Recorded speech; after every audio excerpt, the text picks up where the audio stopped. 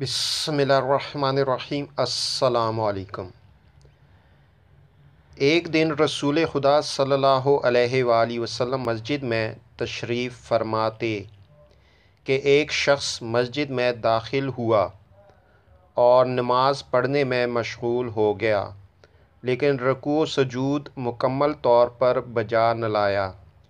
اس پر رسول خدا صلی اللہ علیہ وآلہ وسلم نے فرمایا کہ اگر یہ شخص اس حالت میں مر جائے جبکہ اس کی نماز کا یہی طریقہ ہو تو یہ ہمارے دین پر نہیں مرے گا۔